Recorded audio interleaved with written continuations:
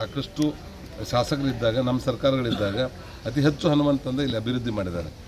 ಅದು ನಾವೇ ನಮ್ಮ ಸರ್ಕಾರ ಹಿಂದಿನ ಸರ್ಕಾರದಲ್ಲಿ ಬಸವರಾಜ ಬೊಮ್ಮಾಯಿ ಮುಖ್ಯಮಂತ್ರಿ ಮತ್ತು ಗೋವಿಂದ ಕಾರಜೋಳ ಅವರು ಇರಿಗೇಷನ್ ಮಿನಿಸ್ಟರ್ ಇದ್ದಾಗ ಚಿಕ್ಕಲ್ಗಲ್ಲಿಯಲ್ಲಿ 5,000 ಕೋಟಿ ರೂಪಾಯಿ ಪರಿಹಾರ ಕೊಡಲಿಕ್ಕೆ ಎಸ್ಕ್ರೋ ಅಕೌಂಟದಲ್ಲಿ ಇಟ್ಕೊಂಡು ನಾವು 10 ಮಂದಿಗೆ ಸಾಂಕೇತಿಕವಾಗಿ ಹಣ ಬಿಡುಗಡೆ ಮಾಡಿದ್ದೀವಿ.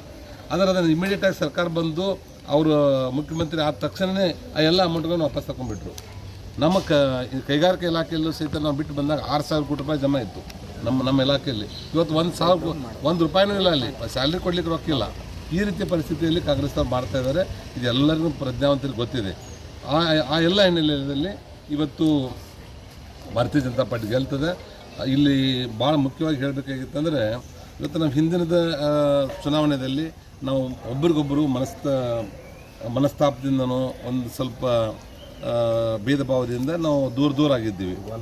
ಒಂದಲ್ಲ ಎಲ್ಲ 100% ಸರಿಯಾಗಿ ಪೂಜಾರಿ ವಕೀಲ್ ಇರ್ಬೋದು, ನಾವೇನು ಒಪ್ಪೋತೀವಿ, ಎಲ್ಲರಿಗೂ ಗೊತ್ತಿರೋದು. ಸುಮ್ಮನೆ ಮೀಡಿಯಾ ಮುಂಚೆ ಏನು ಮಾಡೋದು, ಪ್ರಾಮಾಣಿಕವಾಗಿ ಎಲ್ಲರೂ ಒಗ್ಗಟ್ಟಾಗಿ ಒಂದಾಗಿ ಇವತ್ತು ಚುನಾವಣೆ ಮಾಡ್ತಾ ಇದ್ದೀವಿ. ಇದರಿಂದ 100% ಅತಿ ಹೆಚ್ಚು ಮತಗಳ ಅಂತರದಿಂದ ನಾವು ಗೆಲ್ತೀವಿ. ಕುಟುಂಬ ಮತ್ತು ದಾವಣಗೆರೆಯಲ್ಲೂ ನಮ್ದು ಭಾಳಷ್ಟು ಕಾಂಟ್ಯಾಕ್ಟ್ ಇರೋದ್ರಿಂದ ಎರಡೂ ಕಡೆ ಅವ್ರು ಸೋಲ್ತಾರೆ ಅನ್ನೋಂಥದ್ದು ಸಲುವಾಗಿ 5 ದಿವಸ ಬಂದಿದ್ದಾರೆ. ಅದು ಇಷ್ಟೇ ಆಗ್ತಾ ಇರೋದು. ಅವ್ರ ಹಣಬಲ, ತೋಳ್ಬಲ, ಅಧಿಕಾರ ಬಲದಿಂದ ಅವ್ರು ಚುನಾವಣೆ ಮಾಡ್ಲಿಕ್ಕೆ ಹೊಂಟಿದ್ದಾರೆ. ನಮಗೂ ಅನುಭವ ಇದೆ, ದುಡ್ಡಿನಿಂದ ಏನು ಮಾಡ್ಲಿಕ್ಕೆ ಆಗೋದಿಲ್ಲ ಅನ್ನುವಂಥದ್ದು.